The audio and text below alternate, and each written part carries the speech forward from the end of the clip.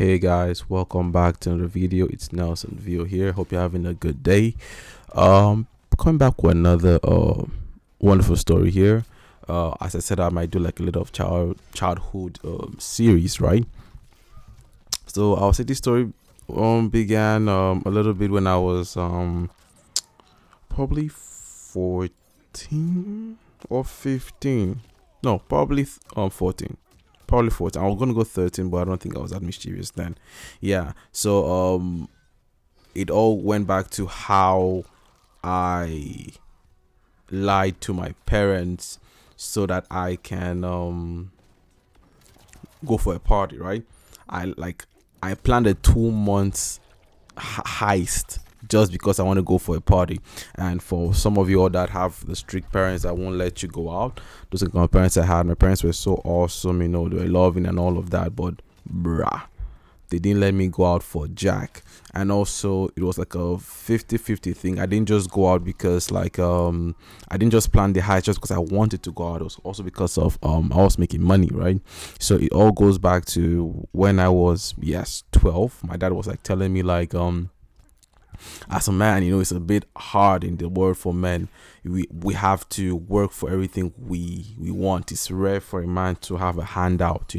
I think no matter how much women argue with this, there is always a fact that you women are always more favorable than men. It's just the way it is. It's just the way. Even when I was crossing the border, I'm gonna give a story about my Ukraine journey, crossing the border from Ukraine to Romania all the way to Germany, passing like 2 or 3 countries, I think Hungary, Vienna, and the rest. So back to the story. I think my dad was like the what would I call him, pop state, maybe something like that. He was like my dad is like Andrew Tate a bit, like he understands like how men will be treated, understands things about like there's not really things like equality. Those things are not really existent, if you know what I mean. So he was like, okay, at this age now, Nelson, he calls me Chica. That is my other name. He doesn't mean this at this point. Chica, like you're a man now. I cannot. Oh, he tried to grab me there. So he cannot continuously just be giving me money just like that. And it came from a place of love. He was like, things that I can't afford, I should please come to him. But little things like credit for your phone, little snacks, I should be able to like find the way. And he told me, okay, please make sure you don't do anything illegal, but always make sure that you're able to think for yourself and always find a way to make money. So I'm somebody that you cannot put me in a place and I will tell you that there is no way to make money. It's a freaking lie. Even when I went to Ukraine for studies, it's so weird that the school won't let you work for a reason. I don't think that is most country situation, but Ukraine didn't allow us to work. But because my dad prepared me ahead of time, God actually used him to prepare me for like 4 years into my future. I was able to start other businesses, and I'm gonna let you guys know about that story later. Yeah, those kind of stuff. So it was really cool and stuff like that. He told me, okay, for the basic things I shouldn't be asking him anymore. I should make sure that I think and I'm able to make money by myself legitimately. So another way I was starting to make money was I had a lot of clothes I did not wear. So what I would literally do is, I know I couldn't wash so well, and by the time we did not have a washing machine until I think this was when I was 12 when my dad told me this. When I was like 14, 15, my dad now got a washing machine as a gift. I'll tell you why he got that washing machine as a gift. Because he's a lecturer and he marks students' papers, and that was from a student trying to, like get on his good side. Or you can call it bribery, whatever you want to call it. So, So first of all, then I knew I could not wash with my hands, so I told my sister to help me wash the clothes. She washed them real good.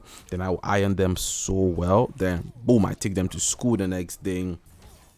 I sold my clothes, like once I know and they were still looking really good, not like crusty or whatever. Like, so I was making some good money from that. Second way I was making money was how my parents bribed us to go to church, because like in an African home or in a spiritual home, they don't have to bribe you with money, but they can like shout at you, threaten you, beat your ass. But my parents, they won't do that. They'll be like, okay, they don't want you to go to church, and then you'll be frowning. Or my mom was in the ushering team, so she could not, because you can start yelling at us, but it would make you late and all those kind of things. So what she'll do is like, okay, they'll promise us to go to fast food after church. That's like every kid's dream, man, and I think most adults dream too, immediately like, okay, if you guys follow us, we are going to get you some good things after school. I'm like, really? Oh my god, okay, I'm going. We'll dress up fast, we'll go to church, and once we're done, my dad will give us, by that time it was like 2,000 naira, and when the economy was still normal in Nigeria, 2,000 naira was a decent amount of money. Yeah, you can ask anybody. I think I'm 25 now, so at least 8 years ago, 2,000 naira was a decent amount of money. Yeah, so once we get into the fast food, my dad like, buy whatever you want with this money. It's enough for 3 people, So what we'll do is my sister's gonna buy like maybe from fried rice and chicken. My brother's gonna get some hot dogs. Bruh, they were going ham, but I will save my own money, because I'm like, you guys ain't seen the hard life here. Because my sister, anything she wants, my dad will give it to her. My dad will tell me that it's not like he's trying to be mean to me. He loves me. He told me one time, because there was a time I was so pissed. I went to the room, I was crying, because he came back from work. He bought my brother those like a juice, a big juice, and some stuff like that. Then he got my sister recharge card. Then I was like, what about me? To me, but he says I'm making money, I should be able to get it by myself. I was so pissed about it, and I was crying. I was like, are you really my dad? Why are you treating me different? I entered the room, I was shouting at him. My mom slapped the demon out of me. Imagine shouting at your dad in the house. My dad was the kind of dude that he doesn't beat you. My dad is a word person. If he tells you some deep things, damn, you're gonna cry. There was a time he told my sister, like, I'm disappointed in you, like, and when you look up to somebody that much, if they say those kind of things, believe me, it's so painful. So my mom is the one that she's gonna get her hands on you real quick. So as I shouted at my dad, he yelled at him, she just came all swinging. She beat the hell out of me. So later my dad came and told me it's not that he hates me, just that he's trying to prepare me at a young age that the world is difficult for guys. Like, it's not easy. Like, somebody can whoop in here, say they want to marry my sister, they want to sponsor my sister. It's easy, but for me, it's not always. Like, for guys it happens, but most times it's maybe a sugar mommy thing. He was being very blunt with me. He told me that's why he always quotes the scripture that from the sweat of thy face thou shalt eat bread. God told Adam, he didn't tell Eve that. That's why it's hard to be a man. So I kind of understood that. He told me, yes, that again, he told me if it's emergency, I should not forget. I should let him know, like, if it's do or die. Let's say something happened, like, I can if I couldn't get recharge card or something, I should let him know. Then he was like, could you buy a recharge card? I said yes. How much? 200. And he was like, I should also compare myself, because he bought my sister like a 500 credit, and that took a longer time and to use on her phone with data. So he told me I should not be like, my dad taught me a lot of things. He's a really great man. He such an amazing man. Like, I aim to be like him every freaking time. He even told me that my dad told me that as his son, he has 3 cars. He doesn't want to have 3 cars. He won't have more than 3 cars. He has 2 houses, like one in the city, one in the village. He told me I should have multiple houses. That the joy of a father is the son should be greater than him. And Right, I won't lie to you, that juice went through my body, and still today it keeps me on the hustling grind. It keeps me when I really want to be kick back and be lazy. I'm like, nah, my dad really tried for the family. I want to really also try for him and my own family coming up. So yeah, he told me that, and he was like, he doesn't hate me. He just wants to. He knows that it looks like he doesn't love me, but it's hard love. And look at where it is now. Like everything that has come, all the businesses I've built, jobs I have, my character, my never die attitude is just because why? My father, my dad. I'm sorry, my recording has some issues there. My dad was like tough on me, but also gave me explanation to why he was tough on me. I think the reason why kids like hate their parents or teachers or stuff is that when you're tough on a kid, you don't explain why you're tough on them. You have to explain the reason why I'm beating your butt or your ass is because you messed up. The reason why this is happening is because of this. Because if you don't explain the reason why you do some things, most people, not only kids, will not understand it. We will misunderstand you and we will be pissed, you know. So yeah, so he told me about that. So that was how I kept on what's the word, saving up and stuff like that, saving up. But then I kind of went a bit, this is where the main story comes in, right? I kind of went a bit off key there, a bit off key. There was a party going on, like, okay, how do I increase my business? I'm selling clothes to school, selling good trousers, you know. I run errands for people, like, this is good, this is good. I want to make more money. The money was entering my head. I was saving up, you know. I was in my parents' house, I was just saving money. So that, I bought my first Beat by Drake's headset. Oh my god, I was so excited. I bought my first Beat by Drake's headset. I was like, are you kidding me? Are you freaking kidding me? I was so excited. I was like, this is what I'm talking about. This is what I'm talking about. You know what I mean? So that was one of it. So there was a part I said, like 2 months prior, I said to my dad I wanted to go for prayer meeting. Now I want to go to church. I want to serve God. He was like, oh wow, this is good. So I was like softening them up to believe that, you know, I started like being into God more. So that's why they started letting me go out more often. So fast forward to a week before the party and everything, I met the guys that were making the party. The like we call it a bash in Nigeria, you know. A bash. Oh yeah, I put in some money in there, you know. I put in some money, like, okay, because like I put like, let's say 5,000 naira, and that was going to make like up to 15,000, bro. At that time, that was big money, man. Like giving a kid right now, I think, let's say they put $50 in something, they get like $150. What for just into, like, you're not really doing much, you're just investing, you know. So come on, bro, I was ready. So then they said I had to be there, you know, just to show face and stuff like that. So what I did was told my dad, okay, dad, I'm going for a prayer meeting again. He was like, oh, okay, oh, today, son, I can't take you, I'm a bit busy. You know how to take transport? I said, yes, sir. He told me I have money for transport. I said, yes, sir. He told me I can go. So I went out. What I did was I wore like a casual clothes, you know, but I took my school bag and I put like the party clothes inside there. So I now left home close to the hotel dance hall that we rented. I now changed up and everything, and then there was this little shorty that has been like, she's been feeling herself because she has been growing the right places. She was feeling like she couldn't talk to some guys, and I think I was part of those guys. I think I got my Reese game around my they call it SS2 SS3, yeah, in high school. Like I don't know how to, maybe 8th grade. I don't know what you guys do in America, but in Nigeria it's called like first JS1, JS2, JS3, then you come senior 1, senior 2, season 3. Senior 3 are like the biggest boys in town. That's when I got my raise and everything. I was still in like SS1. So she was not vibing with me that much then. So when I came to the party, there was like a bouncer like checking people out. I passed everybody, but like, will you go back in the line? Like, nah, I'm not doing that. I reached the front. They got like, my name's not on the list. I'm like, I know, I'm like VVIP.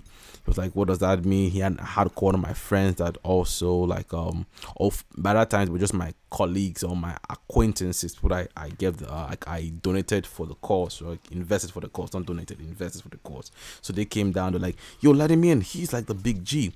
Now that girl, I told her that she was not like really like into me. She was just like, she just started developing in her body parts, and she was all high there, cloud nine, nobody can talk to her, that kind of stuff.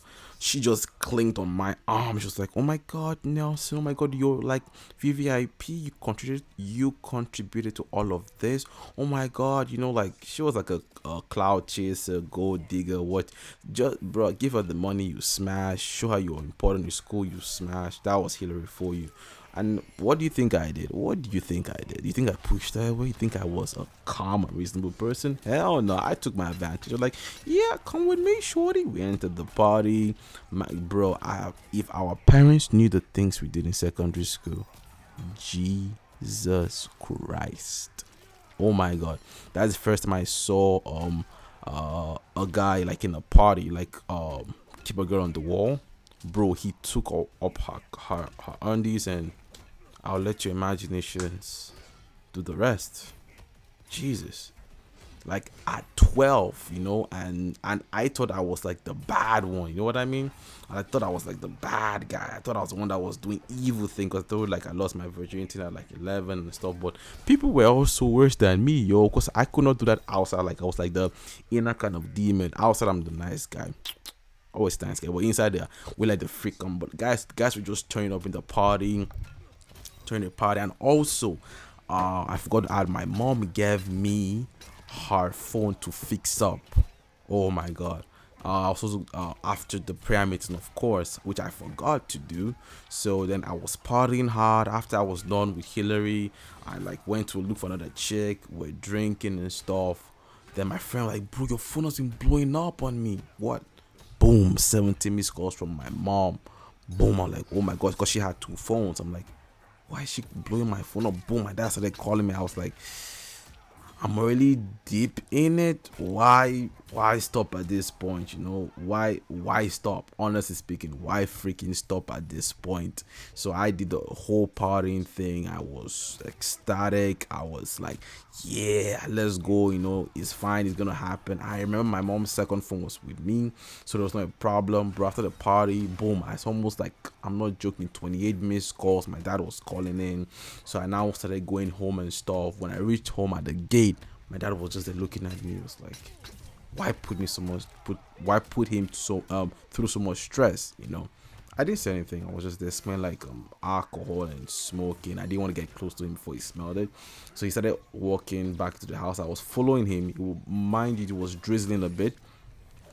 In our house, we had like a bucket, and then the rain was getting to the bucket. But I like at that time we already had like showers in the house. So, but I'm like, why do this?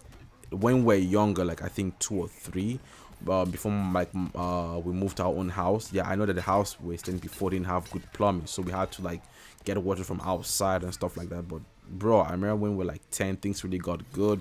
We moved to our own house. My dad had his own cars and we had our own plumbing. But I would just say it was God that made them keep that bucket outside, because I just took the polo, I soaked it in the water, so that, you know, like it would kind of block the cigarette and all those kind of things. So I wore it back. It was so wet, so cold. I didn't mind. I entered the house. I thought my dad was ahead of me. He didn't want to even talk to me. He was so disappointed and shit. Sorry for cursing. I'll do that less. We entered, and then yeah, I went to the room. I was just like trying to go in the shower real quick and take my bath, you know, just to remove every smell. My mom came in to my room. She was just looking at me and she's like, why am I always doing this to her? She was so sad. She cried, you know, and this is second time making her cry. I'll let you know the first time I made my mom cry. She was just crying like, why am I making things difficult for her? That she doesn't know why this is this. She doesn't say it's fine. I just give her her phone. She would tell my dad to fix it the next day. Bro, do you know that the phone was stolen, bruv? I searched every ounce of me. I couldn't find the phone. My mom just left. I saw disappointment in her face. Left. My dad came back. He told me that why would I use God to lie to him? I said, and I now in my teenage stonehead stupid boy face, I was like, because you guys never let me go out, because you guys bruh. He was just looking at me. I was like defending myself, you know. He told me that okay, that I'm never going for the prayer meeting again, blah blah blah blah. He won't fall for my tricks again. But bruh, yeah, they were parents. That's the bad thing about it. They love us so much that they forgive us early. At least my parents do. So, but that'll be another story. I'm sorry if this was too long. It was like yeah, it was really on my heart, and I just wanted to share the story with you guys. Thank you for support on the previous videos. I do appreciate you guys as always. Please again, like, comment, say something, say hello, say hi. I do appreciate that, and I will see you in the next video. Yeah, thank you so much, and bye bye.